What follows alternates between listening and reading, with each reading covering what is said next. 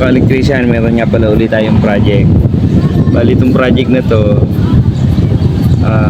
kakabit natin uli ay full channel CCTV. Ngayon lang makakapagkabit ng ganitong brand kasi kalimitan mga kinakabit ko ay mga dawa. Ang gusto ng may-ari, wala masyadong mga wire na ikakabit sa bahay nila o ipapako. Kaya susubo ko nitong wireless CCTV. Basta may wifi kayo, okay naman. Ito nga pala yung kanyang XBR. Ikakabit ko lang yung hard disk niya. Doon sa binili nating IMO brand, bali wala pala siyang kasamang hard disk. Bumili pa ako ng hiwalay para makapitan natin. Ito lang naman yung binili ko. Bali sa 4 na camera, kayang-kaya naman yun. Ayan, ikakabit ko na yung cord, yung mga kasama yan.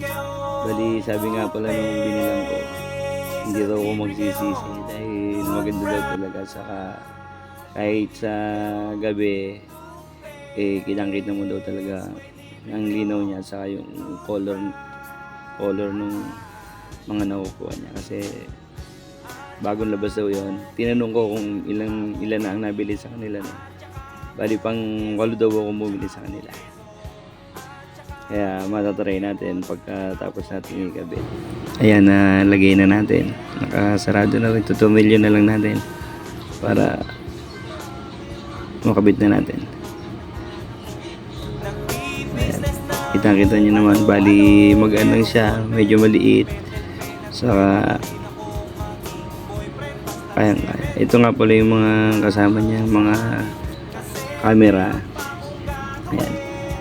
Ang kagandahan dito sa IMO brand, yung camera niya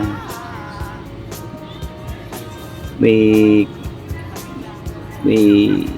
audio, saka pwede mo siyang lagyan ng sariling SD card. May kasama na rin siyang power supply, 12 volts. Okay naman. Ayan, ito, meron na nga pala ako isang kabit. Ayun, nasa taas. Sa ngayon, solo muna ang ating ka-electrician na gumawa dahil Sabado naman walang pasok, saka hindi naman gaano kahirap mag-install dahil wala naman ako nilinya ng mahaba. Bali, power supply lang nilagay ko sa mga camera. Ito, yun lang, yung medyo delikado lang pag-adyo dahil sa taas tayo magkakabit. Pero kayang-kaya naman ng ating electrician yan. Ayan, pagkatapos naman yan, dito naman sa kabilang side. Bali, nabutas ko na kanina yung paglalagyan ng box. Ayan, ikakabit ko na yung box. Ayan, medyo mahirap lang ang pwesto kasi bigay tayo mga pwestohan at nasa dulon-dulo. Kaya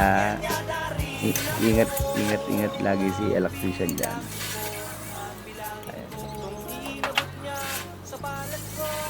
Ikakabit ko na lang yung camera, tapos itatap ko na lang dun sa nakabangkong supply na ginawa kanina. Ayan, lahat ng yung 4 na camera, lahat yan ay wireless. Bali hindi gaanong